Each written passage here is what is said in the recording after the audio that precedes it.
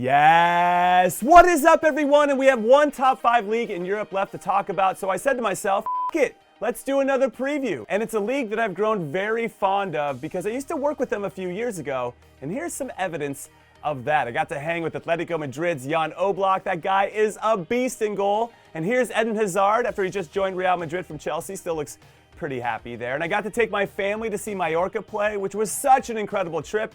And I even got to spend some time with Samuel Eto'o, who I still believe is one of the most underrated players to ever play. The guy is a winner. But enough of the chit-chat, enough of my flexing. Let's get after it. And first up is Villarreal. Yes, the Yellow Submarine, who followed up winning the Europa League 2 seasons ago and had a fairy tale run in the Champions League last season that saw them knock out Juventus and Bayern Munich and go toe-to-toe for 3 of the 4 halves of the 2-legged semifinals against Liverpool before finally losing, which was incredible to watch. I was really pulling for them to do something special, but sadly, like the season before, committing this type of energy into these European competitions took a toll on their league form, and they could only manage getting a spot in the Europa Conference League for this upcoming season. Despite all of this recent success in Europe in particular, the club is also known for being prudent in the transfer market, and that has been on display once again this summer since they've spent less than 1 million euros, which means they're going to rely on who they got and the masterful coaching of Unai Emery to maintain their status as one of the top teams outside of the big 3 in all of Spain. But with no reinforcements coming in, it puts a lot of pressure on the squad to stay healthy, and that is a big ask of a club of any size, especially ones that have as much ambition as Villarreal. I'm going to say 6th, which gets them back in the Europa League once again. And next up, let's talk some Valencia, who finished in the top 10 and were runners-up in the Copa del Rey last season, which was an improvement from the season before when they finished in 13th and got knocked out in the round of 16. But apparently, for team owner Peter Lim, he wasn't satisfied. So he fired one of my favorite managers in Spain, Jose Bordalas, and brought in the Italian Gennaro Gattuso, which I did not see coming, everyone, and who's the 18th person, including interim managers, who have taken charge of the club since Unai Emery left in 2012, which obviously is not a great look, nor is the financial crisis that they've been in for a while, which has really limited their ability to add quality. They're usually shipping out quality, most recently over the last few seasons, to balance the books, and even this season, as evidenced by Gonzalo Guedes just being sold to Wolves for 33 million euros. So you take all of that into consideration, and with a new coach who's in a new league, I'm just not convinced that they're going to improve upon what they achieved last season. So I can't wait for next season's preview when I talk about how the owner fired everyone again, and they're going to finish in 10th. And now I want to talk about the best Ronaldo of all time, R9 Ronaldo, and don't at me, Cristiano fans. And I want to talk about the team he owns, Real Valladolid, who 2 years after getting relegated to the Segunda, El Fenomeno and his club returned to the top flight thanks to a stoppage time goal on the final day of the season that saw them leapfrog Eibar and into an automatic promotion spot. It was incredible. What's not incredible, however, is that there's been very little improvement of the squad outside of 21-year-old Ecuadorian winger Gonzalo Plata, who made his loan move permanent after his combined 11 goals and assists on his loan from Sporting Clube de Portugal last season. So ultimately, I'm just here for the R9 vibes, and I'm hoping they stay up, but I don't think that they will, sadly. I'm going to say 20th. And now let's talk about my Girona, who had a roller coaster of a season in the Segunda last year because after their first 12 games, they were in the relegation zone and then somehow turned things around to finish in the last promotion playoff spot in 6th and then ended up winning the whole thing to come up to the top flight. Also, as a reminder, this team is owned by City Football Group, so we all know that these owners are not going to let them go back down after they worked so hard to get to the highest level in Spain, and that's been reflected in the summer transfer window as Jean-Hel Herrera and Jan Couto come from Man City. Miguel Gutierrez comes over from Real Madrid. And the one I'm most curious in seeing is Tati Castellanos, who makes the move from NYCFC after dominating MLS. Now, last season he had 23 goals and 8 assists to lead NYCFC to their first ever league title. And he already had 17 goals and 6 assists this season. So I want to see how his game translates to Spain. Anyway, there's no way they're going back down. 16th. Okay, now let's shift from the bottom half of the table and go back to the top and discuss Real Sociedad, who have really strong Napoli vibes, where they start strong, looking like a lock to do something special. For example, this past season, Sociedad were in first after match day 13, and then they fade super hard in the second half of the season. They ended up in 6th, but we have to give it up to Sociedad. Because they were next level and underachieving last year when they underperformed their expected goals by 16, which was the most by any team in Europe's top 5 leagues. So suck it, Napoli, they failed worse than you did. However, on the flip side, Sociedad were fantastic at defending, only giving up 37 goals in 38 league games, 4th best in the whole league, including only conceding 9 goals in 19 games at home. So if they can keep that up and keep everyone healthy, which was a bit of an issue last season, especially when their captain and influential playmaker Mikel Oyarzabal went out, then they might have an argument, might is the key word here, to sneak into the top 4, assuming they can also balance the rigors of the Europa League. And I don't know if that's going to be possible, so I'm going to actually say they take a small step backwards this season, 8th. And now let's pour one out for Atletico Madrid, because they're my favorite team in Spain. And if you didn't know that, I'll tell you why. It's because Atleti were more like me as a player, hardworking, fighting for everything that they get. So their style and history really speaks to me, whereas Real Madrid and Barcelona, even though I did sign contracts with them during my career, and who I really admire and respect, are both a little bit too glamorous for me and how I was as a player. Anyway, back to Atleti.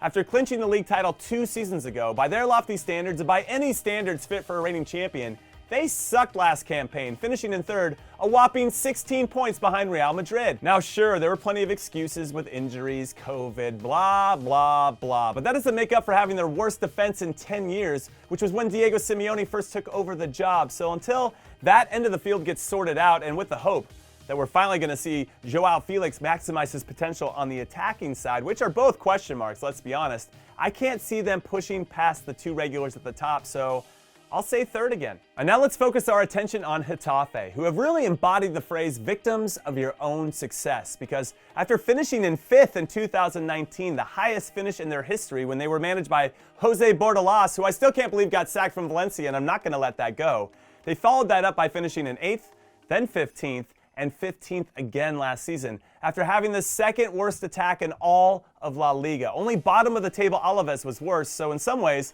it's a miracle that they're still in the top flight. However, the club seems to be deliberate about their improvement this summer, and that is a good sign for their fans, as they've been pretty active in the transfer market, selling off Matias Oliveira to Napoli and Hugo Duro to Valencia, and reinvesting that money, which not all owners do, but they did, into midfielder Luis Milla and Domingos Duarte, both from Granada, and making Borja Mayoros' loan move from Real Madrid permanent, which will strengthen the spine of their team, and I like when coaches do that. So I'm going to say 13th. Up next, let's talk some shop about Espanyol. You know, that other team in Barcelona that nobody really ever talks about. Well, they finished in 14th last season, but I really want to talk about them because they made a great move this summer, attracting Diego Martinez as their manager, because he's a beast. In just 2 seasons with Granada, he took them from the 2nd division to the Europa League knockout rounds. That is ridiculous. So this guy definitely knows how to get the most out of his players, and I hope he can do it when they play away from home, because Espanyol's away record was shocking last season. Only 1 win in 19 games, and they're going to have to do it without Raul de Tomas, their leading scorer, who had 17 goals in La Liga last season, which was good for 4th overall in the Golden Boot race, because apparently he's handed in a transfer request, with Aston Villa apparently being one of the front runners.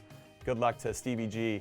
And Aston Villa didn't look very good in the first week. Anyway, for me, and especially with this manager, this club has nowhere else to go but up, so I'm saying 12th. And now let's keep the positivity going for the teams that start with E in Spain and talk some Elche, who, fun fact, are actually owned by Diego Armando Maradona's former agent, and apparently, and maybe he's doing this in honor of Diego, but he's clashing with his own board. Anyway, the man they hired in the middle of the season last year, Francisco Rodriguez, won 12 of his 27 games after taking over and helped the club finish in 13th. So if you give a guy like that a proper summer and an off-season to get organized and to get some players he doesn't like out and to get some players he does like in, I think they're going to be firmly lodged in the middle yet again, but just a little bit better. I'll say 11th. And next up, it's Celta De Vigo, a club that has never won the league or the Copa del Rey before. And after finishing in 11th and getting knocked out in the round of 32 in the Copa del Rey last season, I'm not sure they're going to win either one of those competitions anytime soon. But they do have one of my favorite players in all of Spain, Iago Aspas, the 35-year-old ageless wonder who once again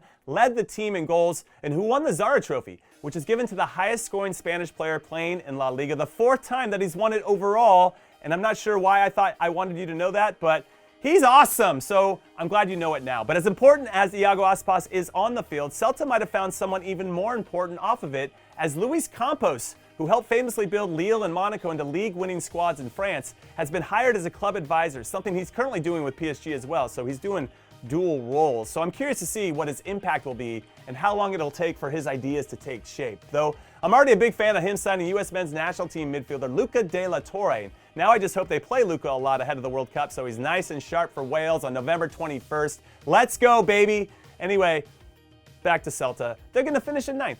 And up next, let's talk Cadiz, whose primary focus has to be on survival as they narrowly escaped being relegated last season by 1 point. So even though I appreciate what their head coach Sergio Gonzalez did when he took over halfway through the season in January, taking 25 points from their last 18 games to keep them up, and even more remarkably, registering an expected goal difference of 0.52, which was only second to Barcelona over that time period, I'm still not feeling that Cadiz can figure it out. They only scored 35 goals in 38 games last season, and they've only invested 2 million euros in the summer transfer window to solve some of their problems, and I don't think that's enough for them to try to figure that out. So I think they're going down.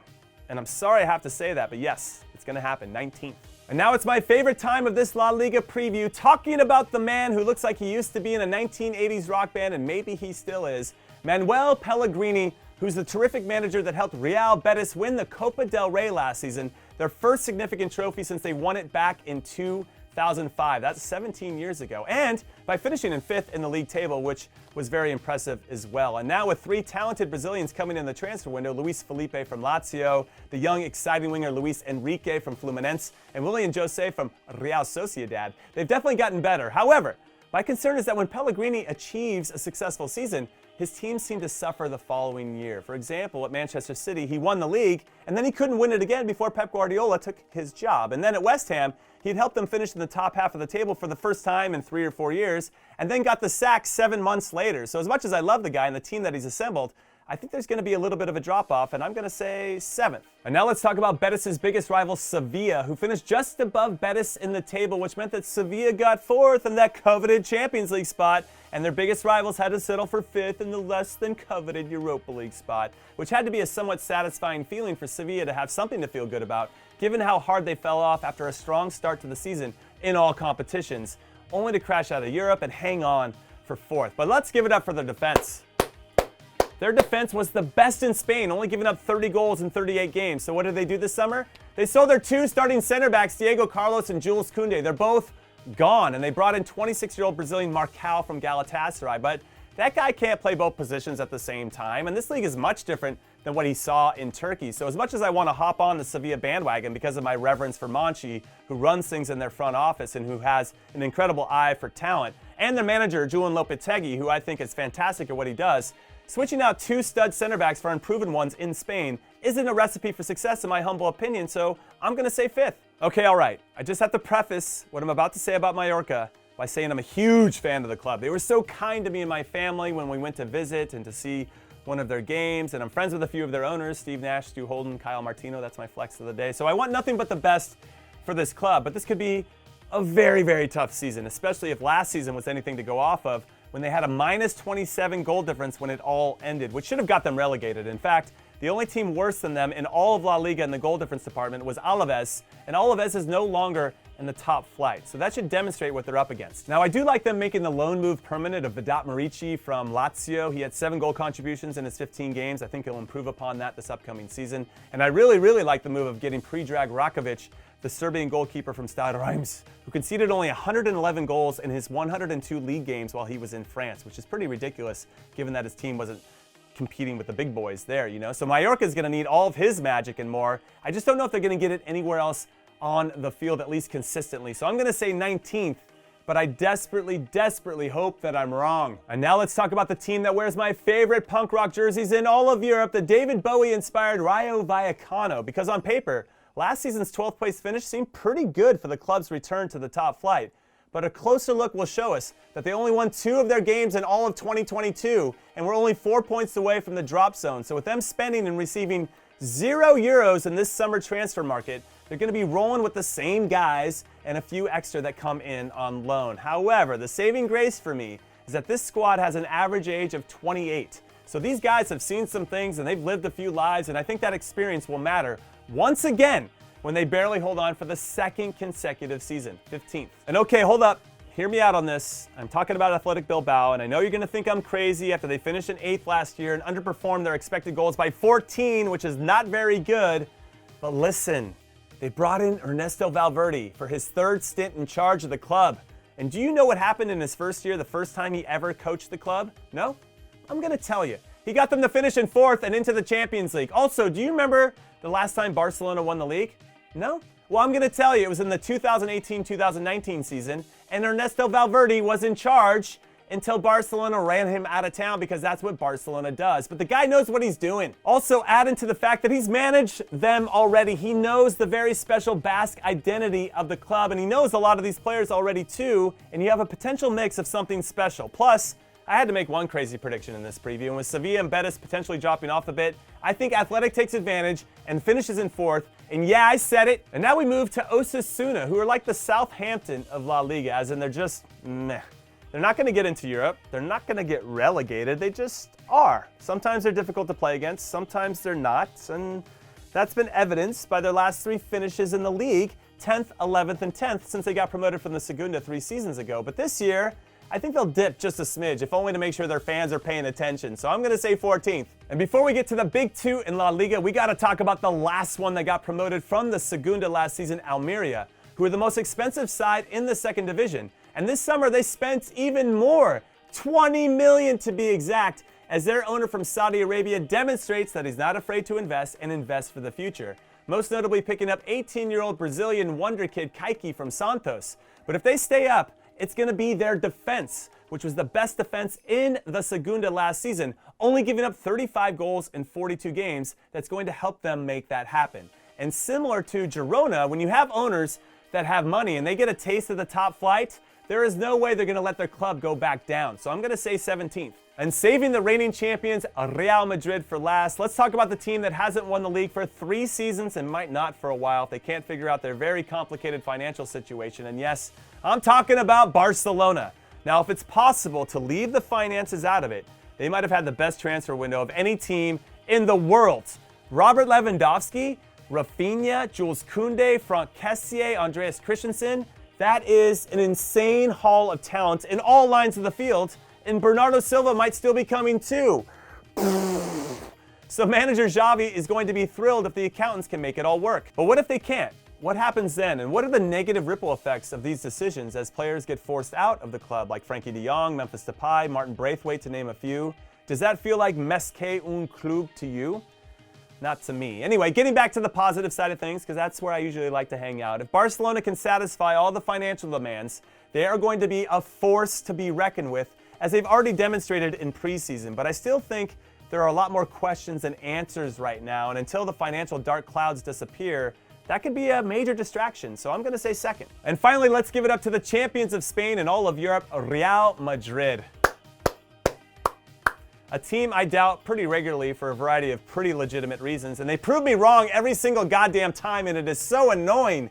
Now, these guys are led by Karim Benzema, who's my front runner to win the Ballon d'Or this year. He's been amazing. And Vinicius Jr., who took big giant steps towards being mentioned in the same breath as Kylian Mbappe and Erling Haaland as one of the top young players in the world after he had 22 goals and 20 assists in 52 games. And what about this manager, Carlo Ancelotti, who after winning La Liga last season, became the only manager in the history of the sport to win league titles in each of the top 5 leagues in Europe? And he's the only manager in history to have won the Champions League 4 times as a coach. And then there is this club, the most successful club in European history, who always find ways to get even better. And in this window, they grabbed Antonio Rudiger and Aurelien Tchouameni to make the squad even better. So you got the players that are winners, you got the manager that's a winner, and you got the club that's a winner, because winning is in all of their DNAs. So I'm going all in on Madrid to win their first back-to-back league titles since in 2007 and 2008, and they are going to finish in 1st, unless I just jinx them. And all right, that's it. That's all I got, but what are you thinking? Let me know who your champion's gonna be, your top 4, the Golden Boot winner, your surprise player or team of the season. Hit that like and subscribe button if you haven't already,